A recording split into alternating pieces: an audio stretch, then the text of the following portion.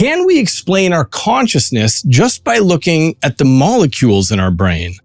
How is the color of your passport related to whether you get schizophrenia? Males are more predisposed to commit crime, so why don't all males commit crime? And what does any of this have to do with traffic jams, or why Seinfeld is funny, or how we're ever going to come to know ourselves from studying our biology? Welcome to the Inner Cosmos with me, David Eagleman. I'm a neuroscientist and an author at Stanford. And in these episodes, we sail deeply into our 3-pound universe to examine the intersection of our brains and our lives.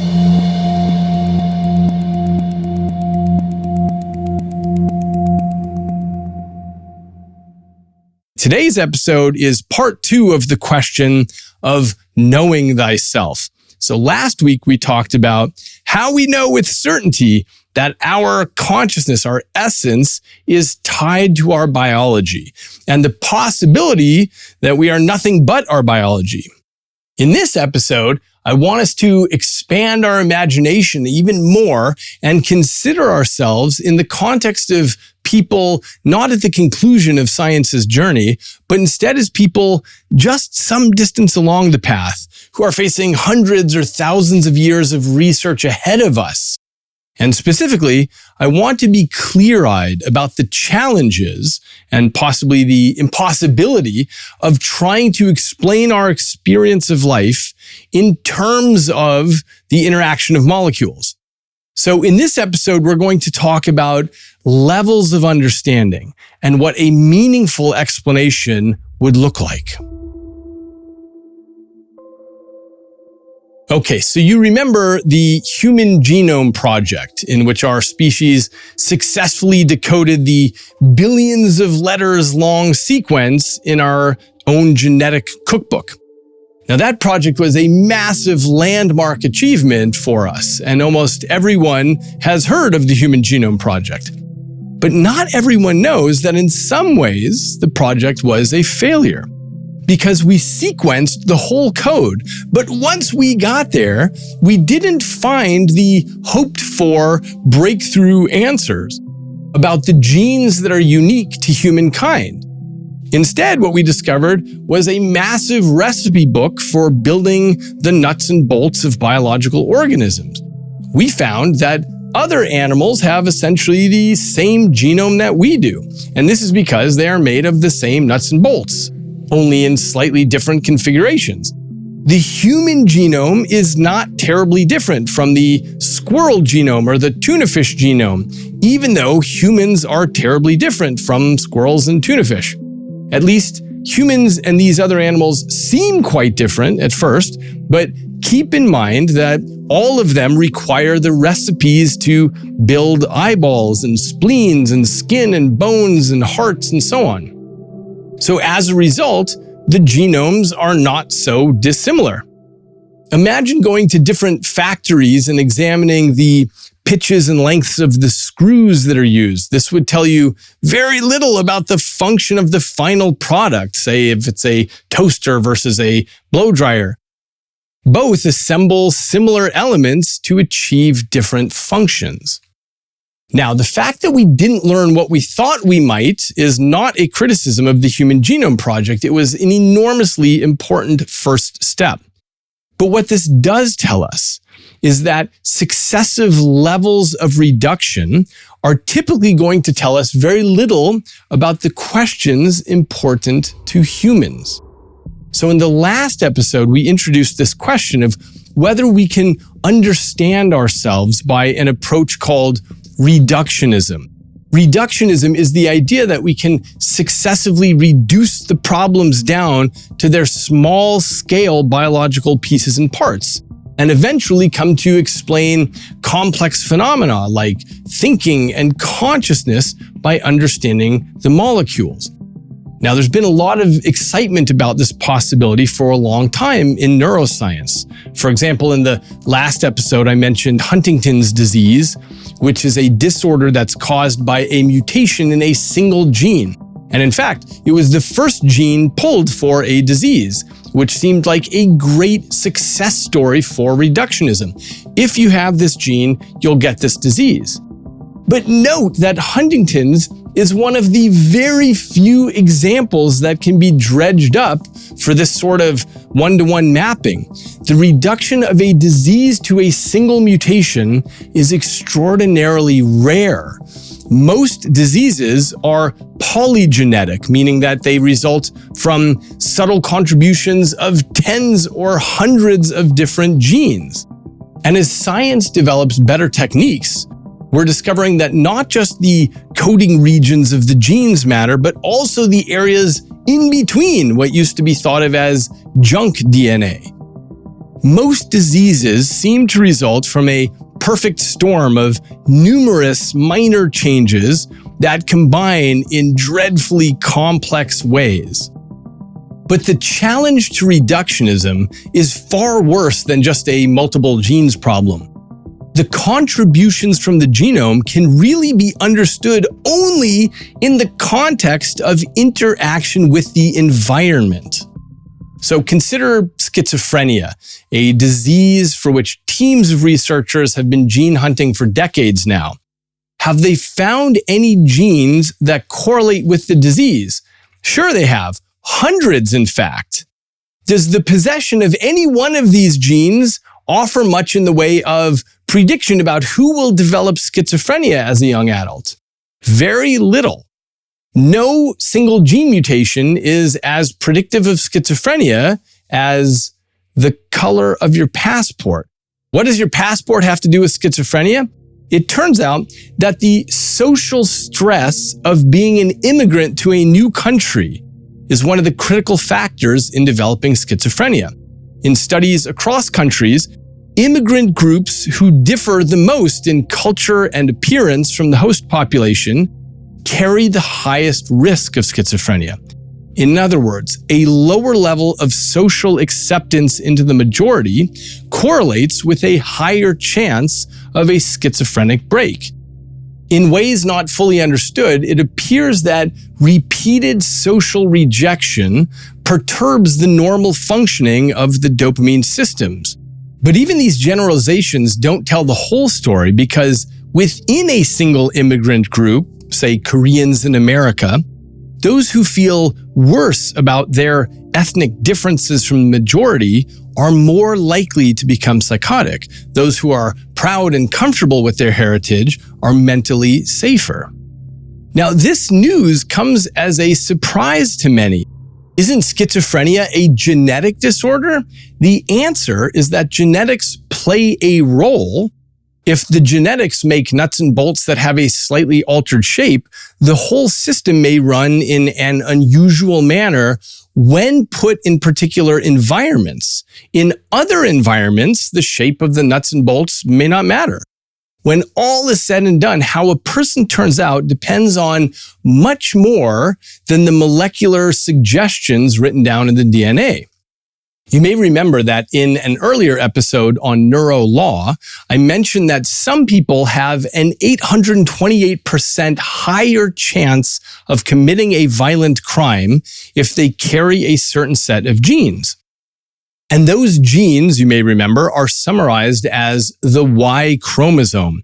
If you are a carrier, we call you a male. Now, that correlation between the Y chromosome and crime is factual. But the important question to ask is this: why aren't all males criminals? In fact, it's only 1% of males that get incarcerated. So what's going on? The answer is that knowledge of the genes alone is not sufficient to tell you much about behavior. Consider the work of Stephen Suomi. He's a researcher who raises monkeys in natural environments in Maryland.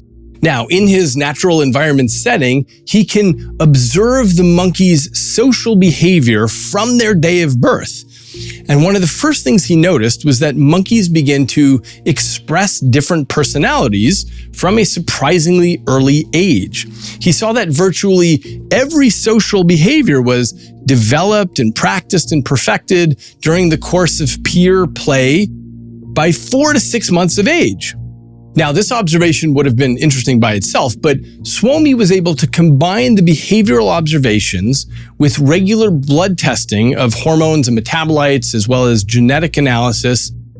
What he found were that 5% of the baby monkeys were overly aggressive. They showed impulsive and inappropriately belligerent behavior. Those monkeys had low levels of a blood metabolite related to the neurotransmitter serotonin. Now, here's the key.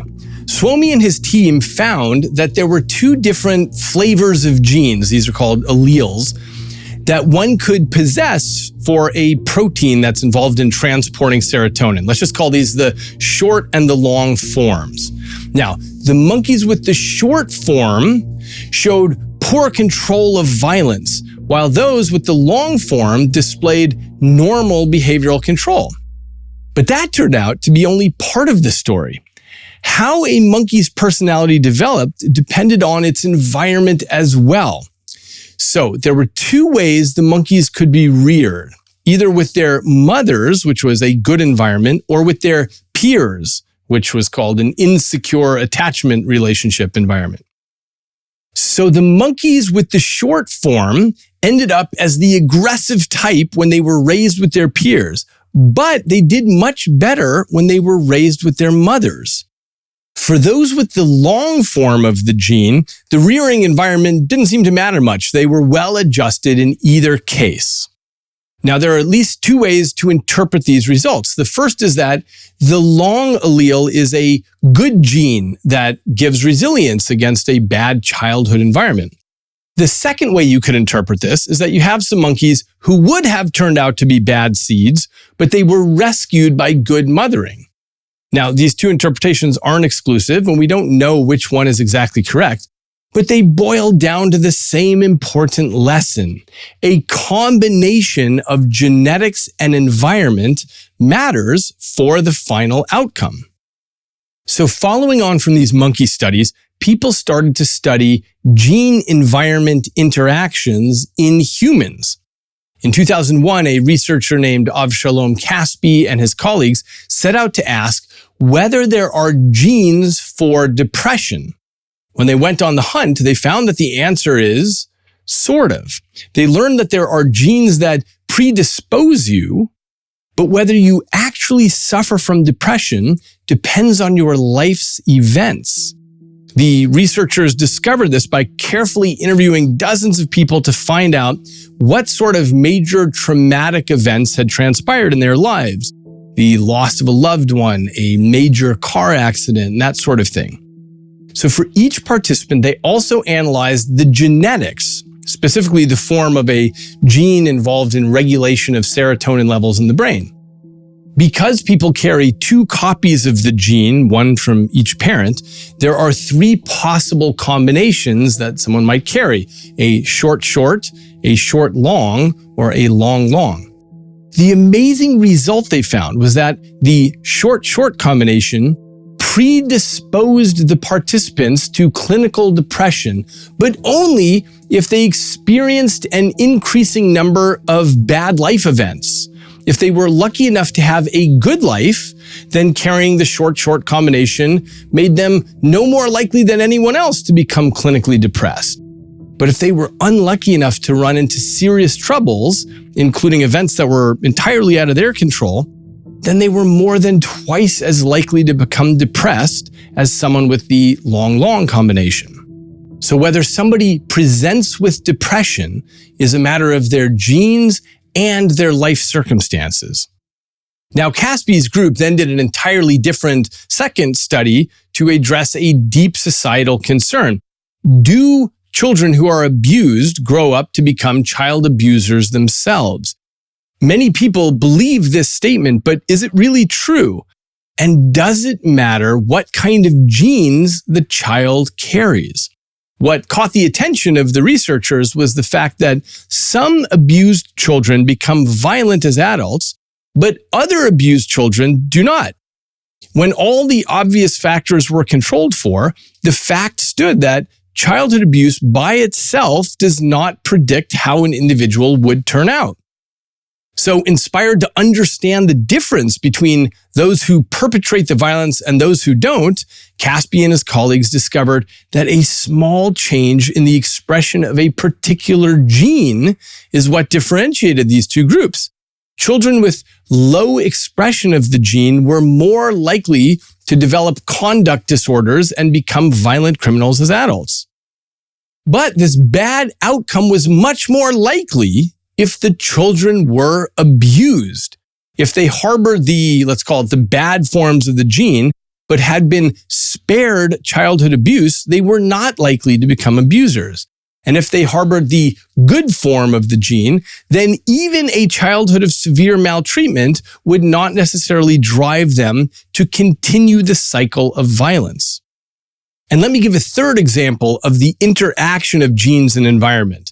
And this one comes from the observation that smoking cannabis, marijuana, as a teenager increases the probability of developing psychosis as an adult. But this connection is true only for some people and not for others. By this point, you can guess the punchline I'm going to say, which is that a genetic variation underlies one's susceptibility to this. With one combination of alleles, there's a strong link between cannabis use and adult psychosis. With a different combination, the link is weak. And here's another example. The psychologists Angela Scarpa and Adrienne Rain measured differences in brain function among people diagnosed with antisocial personality disorder, which is characterized by a total disregard for the feelings and rights of other people. And antisocial personality disorder, or ASPD, is highly prevalent among the criminal population. So the researchers found that ASPD had the highest likelihood of occurring when brain abnormalities were combined with a history of adverse environmental experiences. In other words, if you have certain problems with your brain, but you are raised in a good home, you might turn out fine. If your brain is fine and your home is terrible, you might still turn out fine. But if you have mild brain damage and end up in a bad home life, you're tossing the dice for a very unlucky synergy. All these examples demonstrate that it is neither biology alone nor your environment alone that determines the final product of a personality. When it comes to the nature versus nurture question, the answer almost always includes both. Now, importantly, you don't choose your nature and you don't choose your nurture, much less their entangled interaction. You inherit a genetic blueprint and you're born into a world over which you have no choice throughout your most formative years. This is the reason people come to the table with quite different ways of seeing the world and dissimilar personalities and varied capacities for decision-making. These are not choices. These are the hand of cards that you're dealt. The point of episode 15 about neurolaw was to highlight the difficulty of assigning culpability under this circumstance of you choosing neither your genes or your environment. The point of this episode is to highlight the fact that the machinery that makes us who we are is not simple, and that science is not perched on the verge of understanding who you are and exactly how you came to be that way. So where we are is this weird place where we know without a doubt that minds and biology are connected, but we're not going to have any hope of understanding that connection with a purely reductionist approach. Reductionism is misleading for two reasons.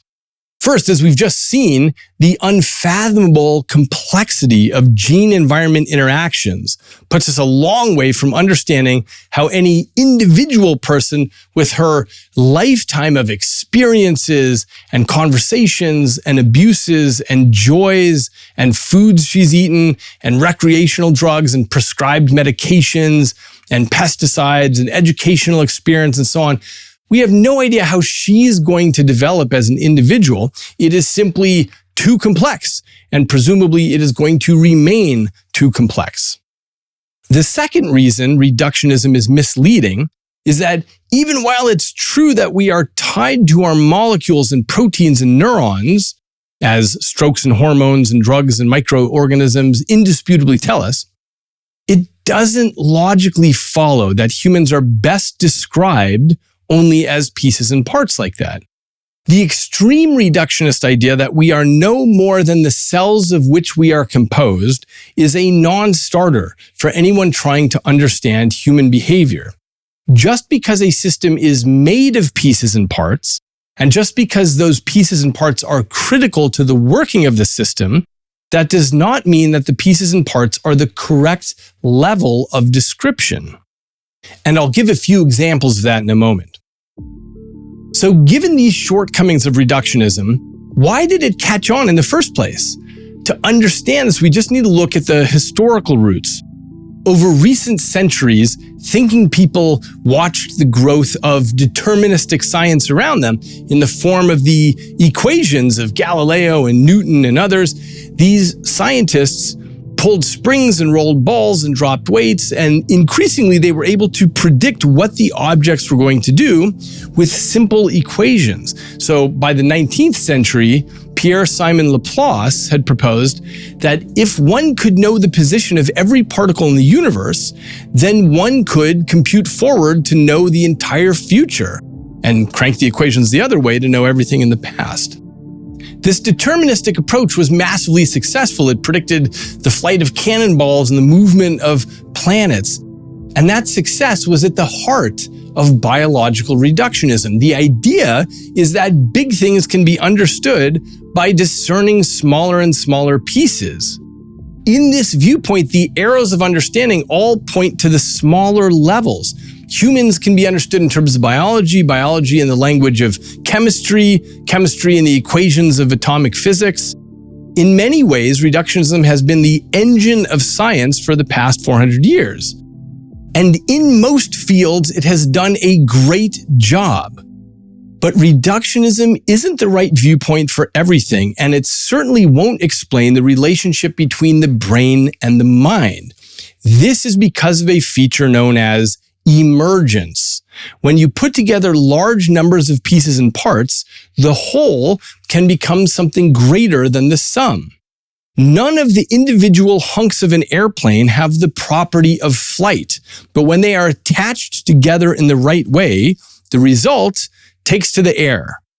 A thin metal bar won't do you much good if you're trying to control a Jaguar, but several of them in parallel standing up have the property of containment.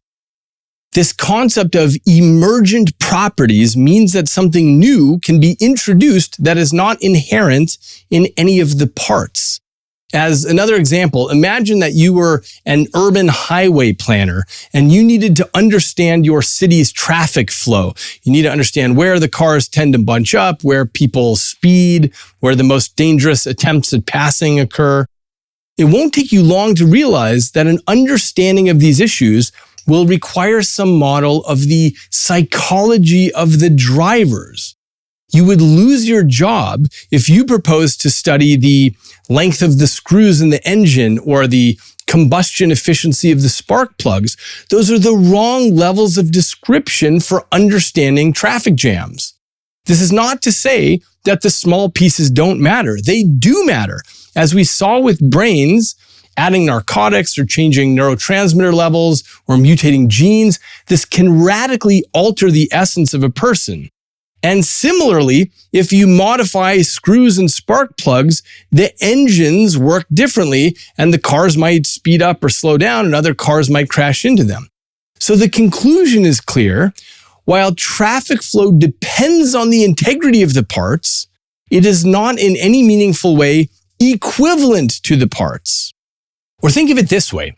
If you want to know why the TV show Seinfeld is funny, you won't get very far by studying the transistors and capacitors in the back of your TV. You might be able to list all the electronic parts in great detail, and you'll probably learn a thing or two about electricity, but that won't get you any closer to understanding hilarity. Enjoying Seinfeld depends entirely on the integrity of the transistors, but the parts are not themselves funny. And it's exactly the same with neuroscience. while minds depend on the integrity of the neurons, neurons are not themselves thinking and feeling. And this forces a reconsideration of how to build a scientific account of the brain. If we were to work out a complete physics of neurons and their chemicals, would that explain the mind? Probably not. The brain presumably does not break any of the laws of physics, but that doesn't mean that equations describing biochemical interactions will amount to the correct level of description. As the complexity theorist Stuart Kauffman puts it, quote, "A couple in love walking along the banks of the Seine are, in fact, a couple in love walking along the banks of the Seine, not mere particles in motion," unquote. So in the same way, a meaningful theory of human biology can't be reduced to chemistry and physics. Instead, it has to be understood in its own vocabulary of evolution and competition and reward and desire and reputation and greed and friendship and trust and hunger and so on. In the same way, that traffic flow is not going to be understood in the vocabulary of screws and spark plugs, but instead in terms of speed limits and rush hours and road rage and people wanting to get home to their families as soon as possible when their workday is over. And there's another reason why the neural pieces and parts won't be sufficient for a full understanding of human experience, and that is your brain is not the only biological player in the game of determining who you are. The brain is tied in constant two-way communication with the endocrine and immune systems, which can be thought of as the greater nervous system. The greater nervous system is, in turn, inseparable from the chemical environments that influence its development, including nutrition and lead paint and air pollutants and so on. And even more, you are part of a complex social network that changes your biology with every interaction, and which your actions can change in return. This makes the borders interesting to contemplate. How should we define you? Where do you begin and where do you end? The only solution, I think, is to consider the brain the densest concentration of you-ness. It's the peak of the mountain, but it's not the whole mountain. When we look at behavior and we talk about the role of the brain, this is actually a shorthand label that includes contributions from a much broader system, what we often call a psychobiosocial system. The brain is not so much the seat of the mind as the hub of the mind. So let's summarize where we are. Following a one-way street in the direction of the very small is the mistake that reductionism can make, and it's a trap that we want to avoid. Whenever you see a shorthand statement such as, "you are your brain," which I say sometimes, don't take that to mean that neuroscience will understand minds only as massive constellations of atoms or vast jungles of neurons. Instead, the future of understanding the mind lies in deciphering the patterns of activity that live on top of the wetware. And these patterns are directed both by the internal workings and by interactions from the surrounding world. So, laboratories all over the world are working to figure out how to understand the relationship between physical matter and subjective experience, but it's far from a solved problem. Now, in the early 1950s, the philosopher Hans Reichenbach stated that humanity was poised before a complete scientific objective account of the world, a scientific philosophy. And that was over 70 years ago. Have we arrived? Not yet, anyway. And in fact, we're a long way off. For some people, the game is to act as though science is just on the brink of figuring everything out. And indeed, there's great pressure on scientists from granting agencies and popular media to pretend as though the major problems are about to be solved at any moment. But the truth is that we face a field of question marks, and this field stretches to the vanishing point. And this suggests an entreaty for openness while exploring these issues.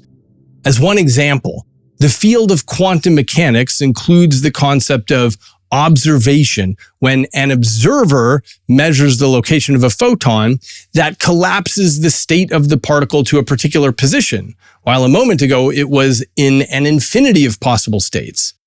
What is it about observation? Do human minds interact with the stuff of the universe? This is a totally unsolved question in science, and one that may somehow provide a critical meeting ground between physics and neuroscience.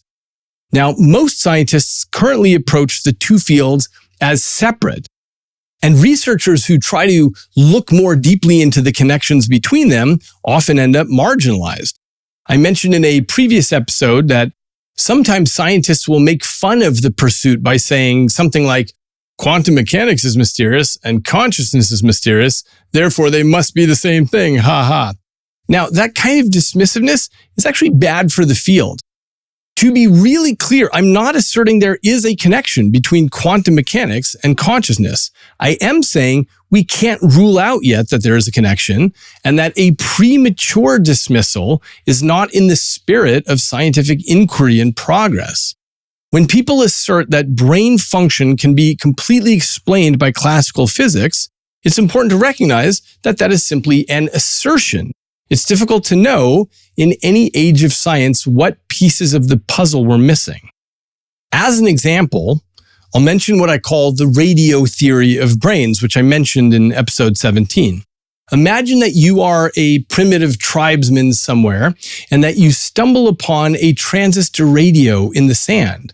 You've never seen something like this before, so you might pick it up and you twiddle the knobs, and suddenly, to your surprise, you hear voices streaming out of this strange little device. If you're curious and scientifically minded, you might try to understand what's going on. So you might pry off the back cover and you discover a little nest of wires. Now, let's say you begin a careful scientific study of what causes the voices. And you notice that each time you pull out the green wire, the voices stop. And when you put the wire back on its contact, the voices begin again. The same goes for the red wire.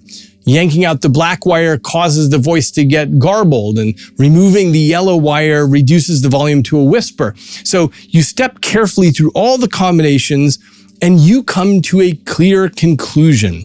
The voices depend entirely on the integrity of the circuitry. Change the circuitry and you damage the voices. So you're proud of your new discoveries and you devote your life to developing a science of the way in which certain configurations of wires create the existence of magical voices. At some point, a young person asks you how some simple patterns of wires can engender conversations and music, and you admit that you don't exactly know, but you insist that your science is about to crack that problem at any moment. But your conclusions are limited by the fact that you know absolutely nothing about radio waves and more generally about electromagnetic radiation, or the fact that there are structures in distant cities called radio towers, which send signals by perturbing invisible waves that travel at the speed of light. It is so foreign to you that you couldn't even dream that up. You can't taste radio waves and you can't see them, you can't smell them, and you don't yet have any pressing reason to be creative enough to fantasize about them. And if you did dream of invisible radio waves that carry voices, who are you going to convince of your hypothesis? You have no technology to demonstrate the existence of the waves, and everybody justifiably points out to you that the onus is on you to convince them. So you would become a radio materialist. You would conclude that somehow the right configuration of wires engenders classical music and intelligent conversation. You wouldn't realize that you're missing an enormous piece of the puzzle. Now, to be clear, I am not asserting that the brain is like a radio, that we are receptacles picking up signals from elsewhere and that our neural circuitry needs to be in place to do so. But I am noting that things like this could be true. There's nothing in our current science that rules this out. And knowing as little as we do at this point in history, we have to retain concepts like this in the large filing cabinet of ideas that we cannot yet rule in favor of or against.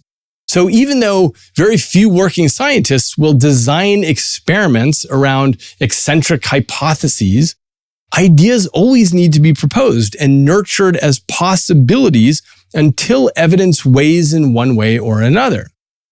Now, we scientists will often talk about the parsimony of an explanation, which means, is this the simplest way to explain something? Can I come up with an explanation that doesn't add anything extra that's not needed? And you've probably heard this idea of Occam's razor, which is simply a statement that the simplest explanation is probably correct. It's a very useful tool to keep in mind to make sure that your hypothesis doesn't have a bunch of extra baggage that's not useful.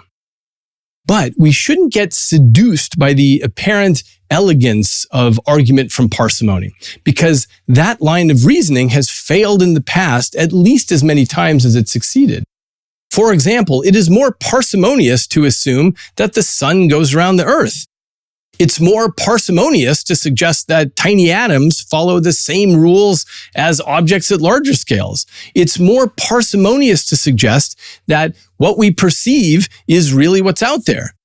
All of these positions were long defended by argument from parsimony, and they were all incorrect.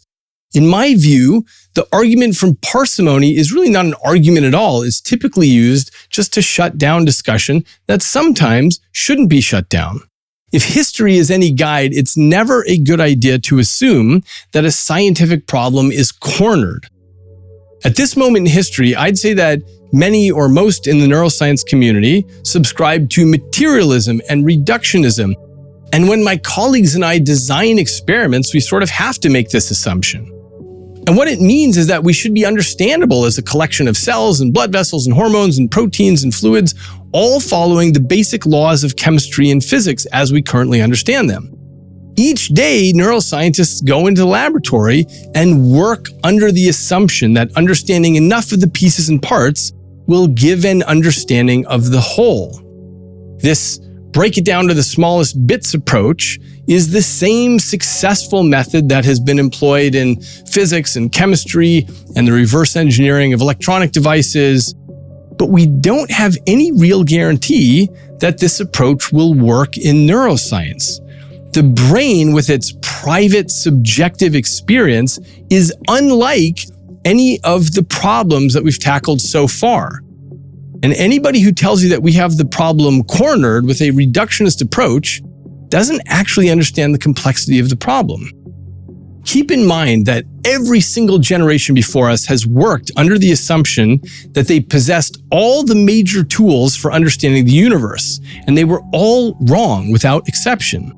Just imagine trying to construct a theory about rainbows before the understanding of optics. Or imagine trying to understand lightning before the knowledge of electricity. Or imagine trying to understand Parkinson's disease before the discovery of neurotransmitters. Does it seem reasonable that we are the first ones lucky enough to be born in the perfect generation, the one in which the assumption of a comprehensive science is finally true? Or does it seem more likely that in 100 years from now, people will look back on us and wonder what it was like to be ignorant of what they now know? Just to be very clear on this point, I am not claiming that materialism is incorrect, or even suggesting that I hope it's incorrect. After all, even a materialist universe would be mind-blowingly amazing. Imagine for a moment that we are nothing but the product of billions of years of molecules coming together and ratcheting up through natural selection. That we are composed only of highways of fluids and chemicals sliding along roadways within billions of dynamic cells. Imagine that trillions of synaptic conversations are flashing in parallel, and that this vast fabric of micron-thin circuitry runs algorithms that are totally undreamt of in modern science, and that these neural programs give rise to our decision-making and loves and desires and fears and aspirations. To me, that understanding would be a numinous experience, better than anything ever proposed in anyone's holy text. Whatever else exists beyond the limits of our current science is an open question for future generations. But even if strict materialism turned out to be it, that would be enough. So to wrap up this week's episode, I'm going to turn to a famous quip from the great sci-fi writer Arthur C. Clarke. He pointed out that any sufficiently advanced technology is indistinguishable from magic. I don't view the massive complexity we face in neuroscience as depressing. I view it as magic. We're already seeing in this podcast series that everything contained in the biological bags of fluid we call us is already so far beyond our intuition, beyond our capacity to think about such vast scales of interaction, beyond our introspection, that this fairly qualifies as something beyond us. The complexity of the system that we are is so vast as to be indistinguishable from Clarke's magical technology. As the saying goes, if our brains were simple enough to be understood, we wouldn't be smart enough to understand them. I wrapped my book Incognito years ago by pointing out that in the same way that the cosmos is larger than we ever imagined, we ourselves are something greater than we had intuited simply by introspection. And we're now getting the first glimpses of the vastness of this inner space, this internal, hidden, intimate cosmos. It has its own goals, imperatives, and logic. It's an organ that feels alien and outlandish to us, and yet its detailed wiring patterns sculpt the landscape of our inner lives. What a perplexing masterpiece our brain is, and how lucky we are to be in a generation that has the technology and the will to turn our attention to it. It is the most wondrous thing we have discovered in the universe, and it is us. To find out more and to share your thoughts, head over to eagleman.com/podcasts. Send me an email at podcast@eagleman.com with questions or discussion, and I'll be making episodes in which I address those. And you can watch full episodes of Inner Cosmos on YouTube. Subscribe to my channel so that you can follow along each week for new updates. Until next time, I'm David Eagleman, and this is Inner Cosmos.